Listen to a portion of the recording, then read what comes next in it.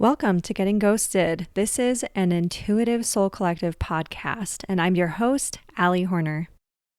Welcome back, everyone. This is Allie, and today I have got a couple of my guides here because we're going to talk about NDEs or near-death experiences. This is a topic that I have always been really interested in. But in terms of my spiritual journey, I go through spurts where I want to read about certain topics, and just consume information about them, and I'll just get into this mode of I just want to read more. This is just so interesting. I just want to learn more. I want to hear everyone's stories. And a lot of people learn best by hearing stories. So I started to read all of these books just in the last year, I want to say. I became really drawn to learning about NDEs, wanting to hear about them, wanting to understand, is there something going on in the brain and body that's creating these same phenomenon? And one of the things I think is really interesting about near-death experiences is that most experiencers who have had, their heart has stopped or they've been out of their body for a while due to an accident or an overdose, or for some people it was even a failed suicide attempt. So just slight trigger warning for some people, in one way or another. It was a cardiac event or something like that. They're out of their body for a little while. And so they describe a lot of things that there are a lot of things that people describe that they all have in common. And I wanted to talk about some of that. And I brought in my guides to fill us in on what is kind of going on from the guide's perspective or from the other side's perspective during a near-death experience. So one of the things that I think is so fascinating, again, is that people seem to unanimously have the experience, one, of looking at their body. So they're outside of themselves and they're observing their body and the scene or whatever is going on, whether it's they're watching people try to help them or resuscitate them, or they are seeing friends and family around them, or they're seeing themselves, by themselves. One of the things that they all said that they saw was their physical human form, and each person said that they were wrapped in a blanket of peace. And some people had a little bit of a feeling of, my family, my poor family or whatever. But most people have said that they were wrapped in this blanket of peace and knowing. And many said that they found that they were accompanied by either a loved one, or it seemed like it was just a benevolent, all-loving, peaceful presence that seemed to wrap them up. And while they may not have known that presence or that being when they were alive on earth from this lifetime, they recognized it immediately as a source of comfort and almost a constant companion. So I was asking my guides, what actually is this? And they said, well, sometimes it can be a grandparent. Often I have heard of people having a dog or a pet, a beloved dog from childhood, or a pet come through to help guide them to the other side. So they'll feel that soul coming in. But often, first and foremost, they said, often this is what many people would call a guardian angel. This is kind of that guardian that's more of that constant companion throughout your life. They never really come into human form in your lifetime unless it's absolutely necessary. They might pull in and use a more physical power when need be. They're giving me flashbacks to certain experiences I've had, and that I know I've heard other people having, where it's almost a sense of there being some presence there that just helps you in a split second. And they said, so it's like you turn around and there's no one there, but you felt someone catch you right as you were about to fall, or you feel someone yank you out of the water and you look around and there's no one there. So it's a very interesting phenomenon. And sometimes people physically do see what they call third man syndrome.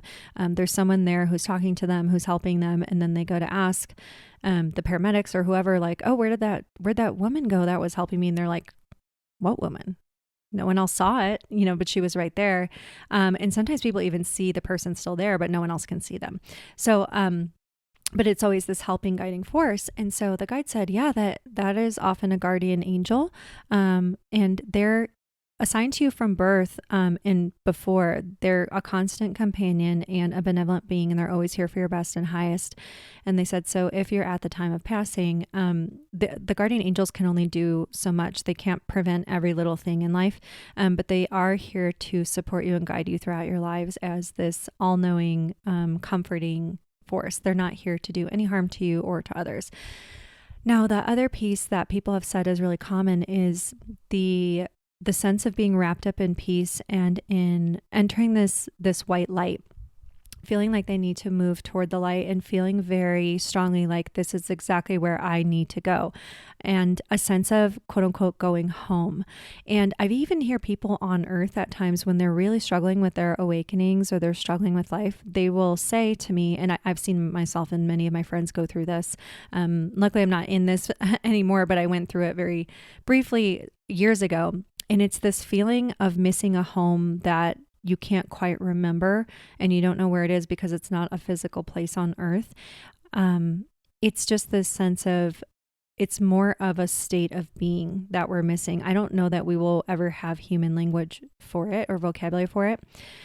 But a lot of people, when they cross over, quote unquote, which we all do right away, but when they go into this light and have this experience of the light, they feel this sense of going home and being at eternal peace.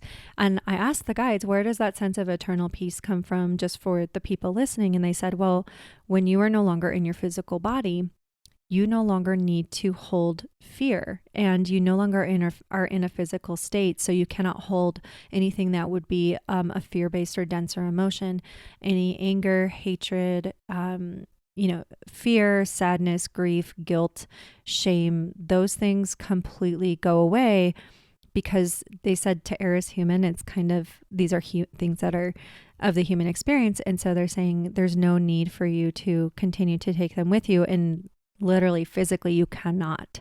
So when you have that NDE experience, you very literally will feel enveloped in peace, because you no longer have the body there to be almost a physical buffer against that peacefulness. And they said it's quote unquote the peace that passeth all understanding.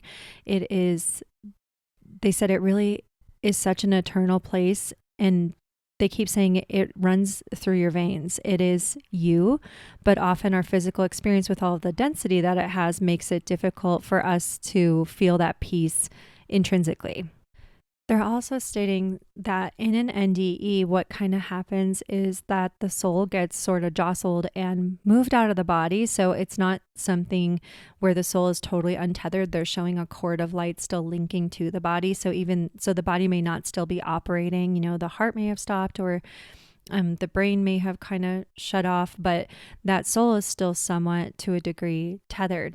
And so many people from this point forward, they end up seeing loved ones. And that's because these loved ones who are, in their non-physical forms now, so meaning they have died or passed over, it's almost as though these people come forward to send messages. Guides can come forward, angels, as I stated before, pets, etc. People even have mentioned meeting people that they knew were from another lifetime.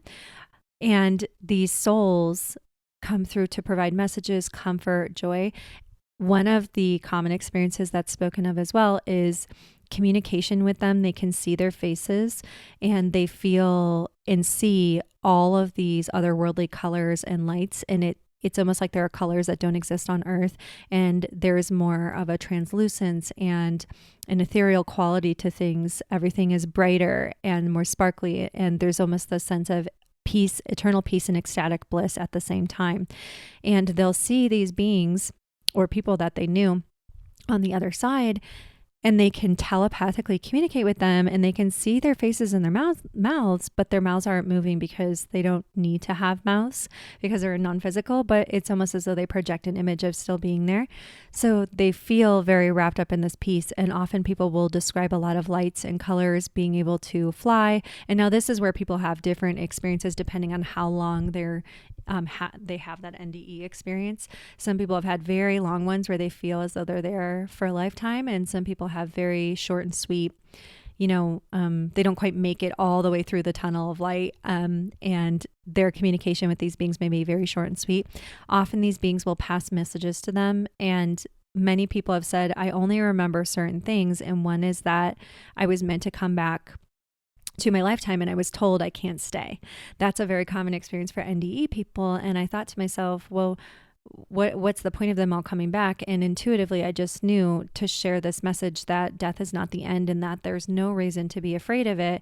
And our souls know this, who and what we really are. We actually know this really deeply inside, but there is a part of us that grows very afraid of death on earth. And part of this is because we are not told about the death cycle, and that's actually just as simple as walking from one room of the house into the next. Or they always tell me changing clothes. It's simple as changing clothes.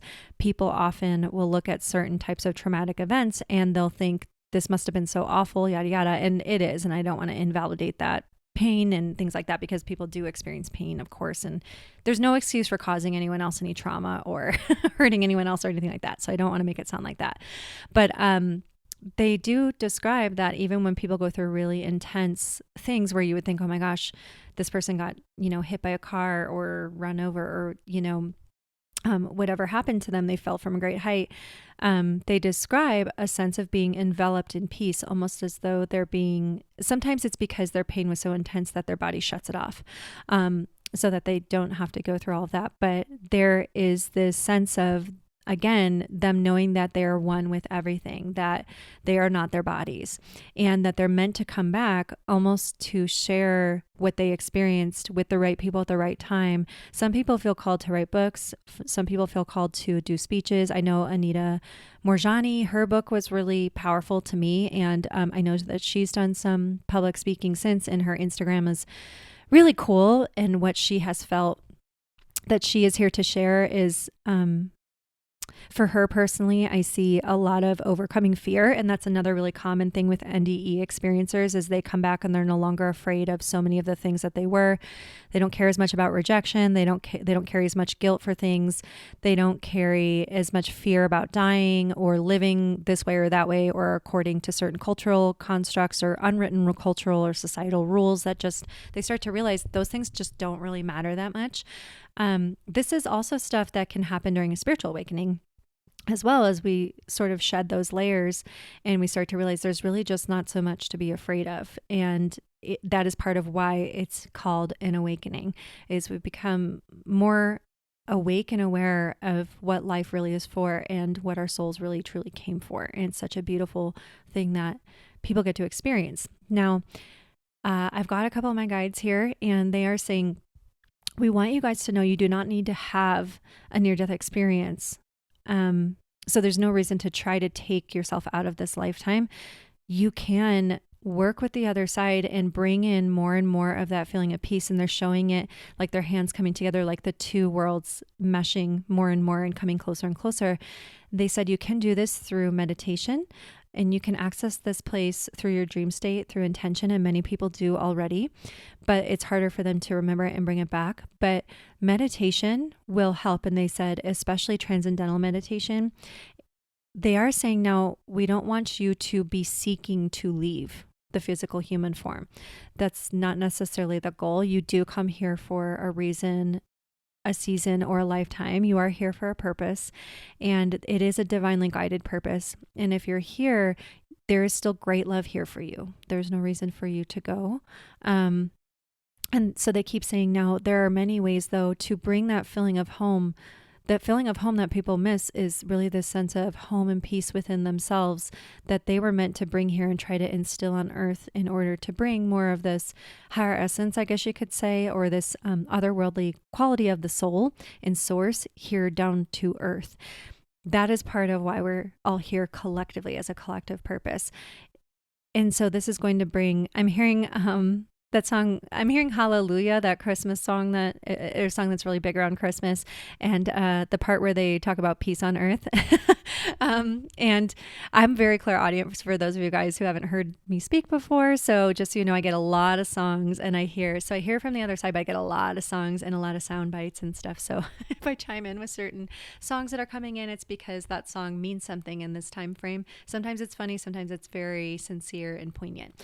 So back to what I was saying, though, they are saying a lot of these NDE experiencers, when they're told, no, you have to go back, you can't stay here, it's not time yet, it's because there's more that they're meant to do on earth, and it's going to be a really beautiful purpose. And so many of them, they end up feeling compelled to write about or tell the world about their experiences. Now, I was asking them, is this something that's meant to happen to certain people? Are certain people meant to have an NDE? Is that like a fated thing, or is that a chance thing? They said it's often slotted into your time frame. They said it's kind of part of what you would call a quote unquote blueprint, which a blueprint is not a rigid thing, just so you guys are aware, at least from my understanding. I used to think that there was such a solid sense of fate because I always pick up so much more out ahead, and it always happens. But from what I've understood, there is a sense of free will in things, but it's just not always as we understand it. And we do have certain things that are meant to happen, but I've often heard, hey, the time and way in which certain things happen can shift and change around. And that's been a huge lesson for me throughout my time on earth. And I always allow myself room for growth. Like, hey, here's what I understand right now and what I know right now from where I'm at, my level of consciousness and learning and understanding. Perhaps in 6 months, a year, 2 years, 3 years, I might understand things differently. Who knows? But that's part of the deal on earth is we learn and grow, and we're allowed to change our minds. So what they're showing me is this blueprint, where they said, yes, many people who have an NDE often are meant to have that experience at some point in their lifetime in one way, shape, or form or another. Some people's plans are a little more concrete around that, and some people's plans are a little bit more loose in the way that may happen or the time frame, but it's generally a little more set. Now they're showing me those people often are meant to come back because they're showing me Ebenezer Scrooge. And they said, now we're not saying that people who have this are Scrooges before they have it. They're saying, but it's more the experience of looking at life from a new lens and coming back to bring that new lens to earth for themselves and others that they're meant to touch in their lives, whether that's to parent differently when they come back, to see themselves in their lives clearly when they come back, whether it is to write books, do speeches, for other people who need comforting and faith, and to have more love and joy instilled. It really depends on what that person's unique call is. Sometimes people create a nonprofit, an organization. Sometimes people, it really depends on what they want to do when they come back. Now, another thing they're showing me that many people have in common is they are able to keep in contact with the other side. And often many of them cannot shut that off, or struggle to shut it off when they first come back. They're very, very much still immersed in their experience of their NDE, where they went to this eternal peace, and it can be very jarring for them to come back. And some people come back and they're enveloped in this peace still. And I know, for example, Anita Morjani had a miraculous healing from her cancer, and she was told that she would have one. And it went from her literally dying with tumors and lesions on her body and her whole body shutting down and failing from this cancer, to her coming back and having a miraculous healing very quickly. I don't want to say how long because I don't quite remember the time exactly, but I know it was very fast and completely unexpected, just wild. And she came back with an awareness, for example, that her fears were kind of caused part of her demise, and that she didn't need to carry them anymore.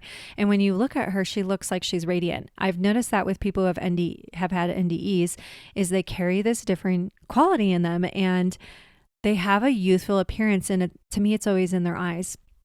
And it isn't about, their skin, their Botox, but they seem to glow from within. No matter what work they've had done or haven't had done, or how old or young they are, they seem to glow from within. It's almost this presence that they have. And again, it's this youthful, alive quality in their eyes, where they're no longer afraid in the same ways that other people might be afraid of death. When people are really afraid, it doesn't matter how much they've done to look young or youthful, or what skincare routine they have, or how in shape they are, etc. They will still, to me, in their eyes, look very tired and very, you can see it in their eyes that there's a little bit of a, maybe a detachment in their eyes, and a little bit of something like a light has gone off inside of them. Doesn't mean they're not able to turn it back on, but I really notice it. And, but with people who've had NDEs, they come back and they have this brightness and this, different quality to them because they're here having a sense of life being a beautiful thing. And they kind of have an understanding that, hey, we go when we go and we're all going to the same place in the end and no one's getting out of here alive, So, many of them, they come back and their understanding of life and how they want to live has really, really changed. And that's a really beautiful and wonderful thing. And I think that that's super cool. Now, another thing they're telling me about NDE experiencers is they often will have a brightness and a quality to them because they've integrated more of their soul here on earth. And so because they're no longer afraid, they're literally lighter. And they're literally lighter inside. They don't have as much of that heavy density. Or I think this is why when we say like someone's really afraid, like, oh man, that's really heavy. They're really down. Oh, that's heavy, dude. But they're much closer to the other side. So it's almost as though they're kind of walking between worlds.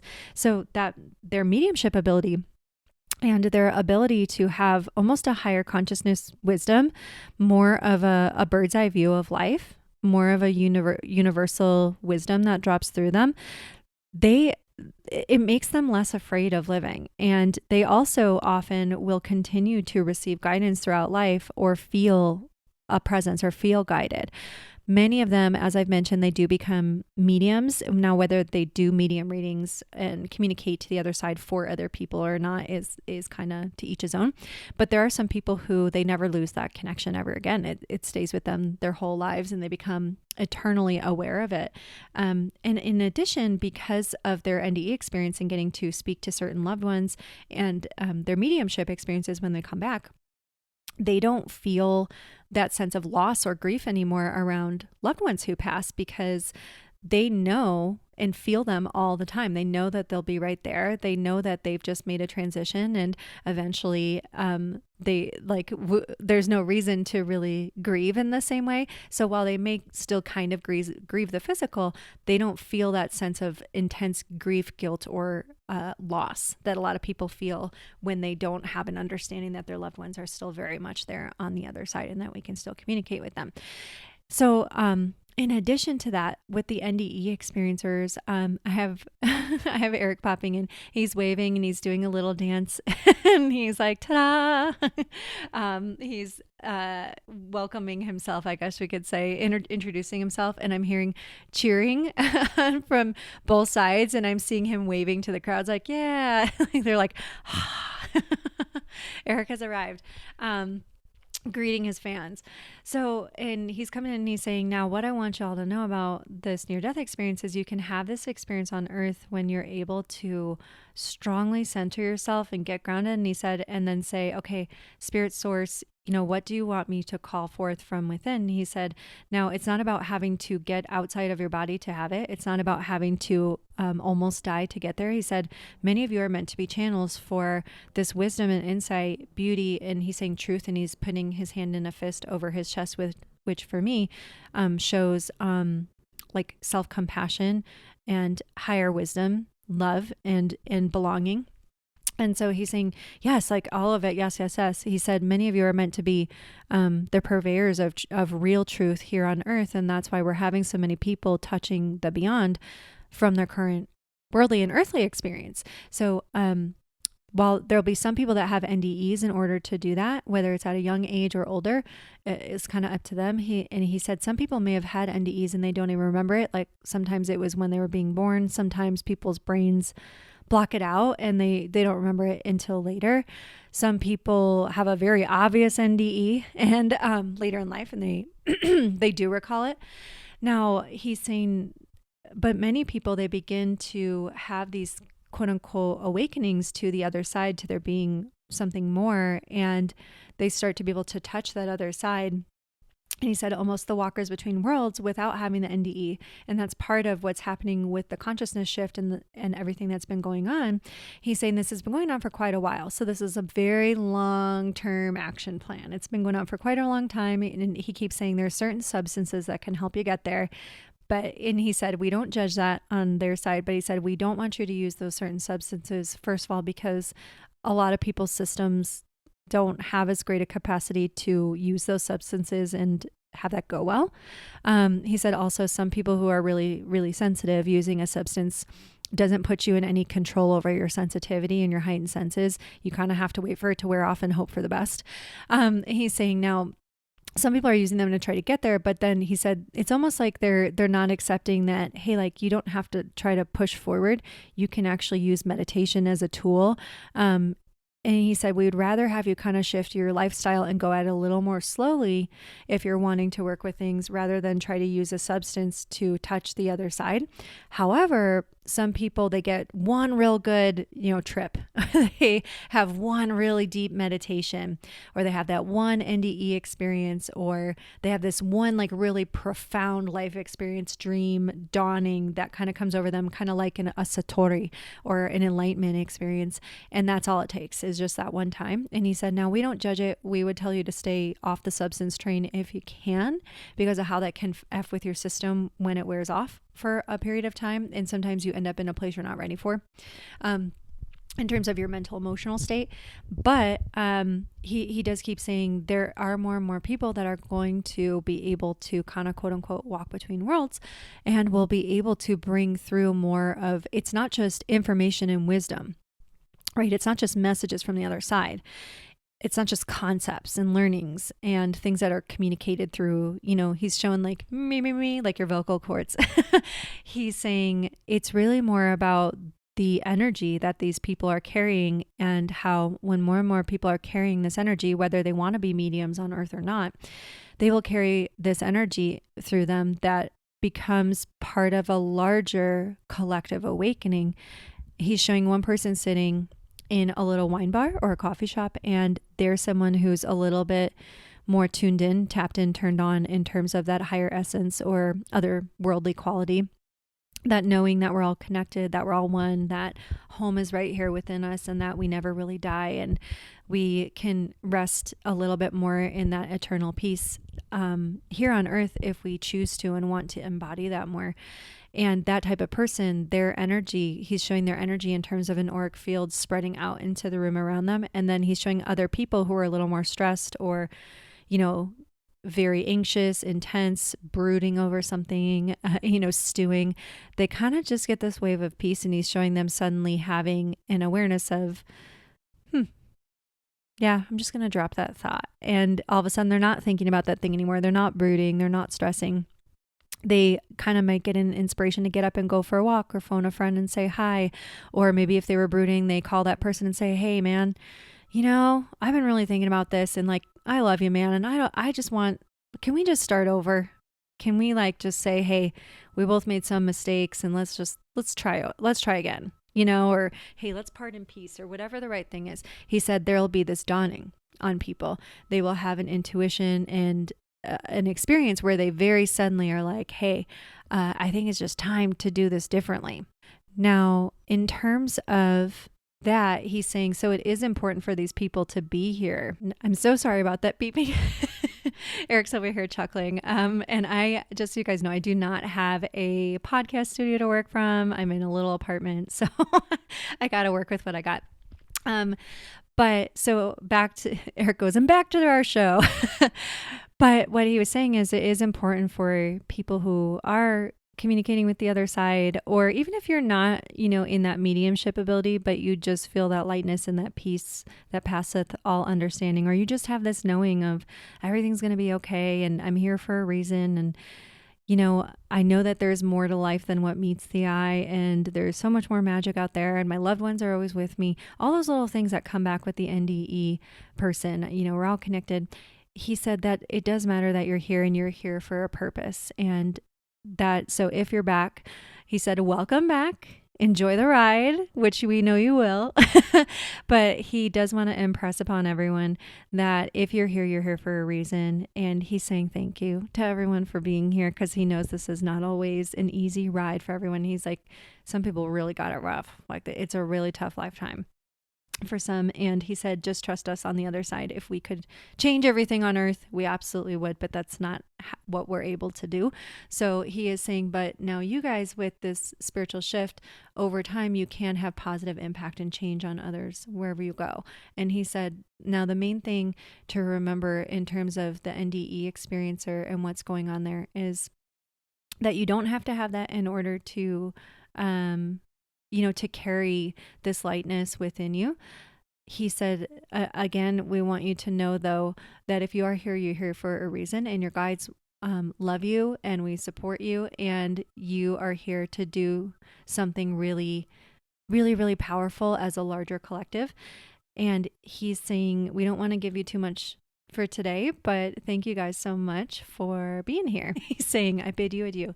So now, as far as me, in terms of my experience, I know, when I was younger, I had a couple of close calls where I felt, and these were drowning experiences. One, I, didn't really go, out of consciousness or anything like that, but it was a pretty close call type of thing. And I did have another one when I was really little where I was under for a minute. And I remember not being afraid anymore and almost just getting this sense of just floating for a split second. And all of a sudden someone reached in and grabbed me, and I was in a lake. I had gotten stuck under, there are these giant floating rafts. If anyone is in the Midwest, you know what I'm talking about. And they'll have some sort of, sometimes like an AstroTurf or something like that on top that people put on there. But there are these big wooden rafts, and they're usually chained down so that they stay in the same place. It's almost like having a floating deck on the lake or on the river or whatever it is. And so for me, I had ended up, jumping in. I was really little, and there was a bunch of kids there, and I had ended up jumping in and kind of getting knocked by one of the other kids accidentally at the same time. And though I could swim, I had fallen in and tried to come back up, but I had somehow ended up under the raft and couldn't get my head back above water. And I remember just kind of being in there and feeling a sense of peace wash over me and almost a letting go happening. And then something came in and yanked me out, and I came up and I grabbed the side of the raft, and I looked up, and one of the older boys was grabbing onto my arm to pull me up. Now, whether or not he actually yanked me out of the water, I don't know, or if he just saw that I was sputtering and coughing and grabbed onto the side and then pulled me up afterward. But I never really, I don't really talk to anyone about it because, in all honesty, I didn't remember it until more recently. But my guide said that's when your senses started to pick up and heighten. And as you were a little kid, you didn't really know how to describe what had happened to you. You just said, Mom, I fell off the raft and I was coughing. And it was kind of a, well, you're okay now. Like nothing bad happened. And, oh, I'm so sorry, honey. Like that must have been scary type of thing. But no one really thought much of it, right?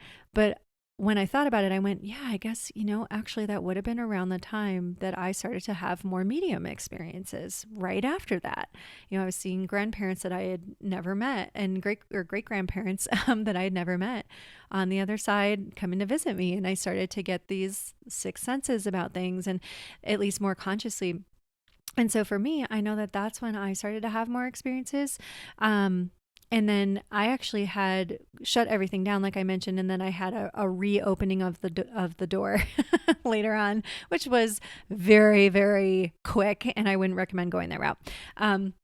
Now that all said, many of the NDEs I've heard of, no matter what they are, they do have certain things in common, and I would love to hear your stories.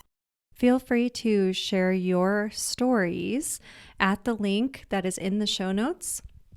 And I would love to hear more about your NDE, your experiences touching the other side, your experiences communicating with loved ones, your experiences with maybe if you have kids that have experiences where they have been visited by the other side or have memories of heaven or the afterlife.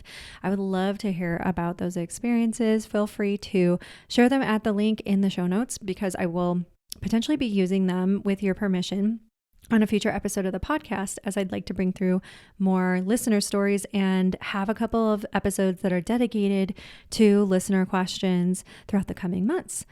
And thank you guys so much for being here. This was a fun episode. The NDE stuff is really fascinating to me. I'm going to plug in a couple of books that are some of my favorites in the show notes as well. Full disclosure, I am an Amazon affiliate, so I will pop some of my links in there. But if you are more of a local bookstore or used book person, which I absolutely love, used and free books in the little free libraries and stuff, absolutely feel free to just go to your local bookstore instead of using the Amazon link if that floats your boat. In addition, if you did have an NDE experience and you're back here on Earth and kind of struggling with back being in that physical body, I hope that this episode was helpful for you. And I wanted to tell you that you are so loved and you're so welcome to be here, and your guides and loved ones on the other side are so proud of you.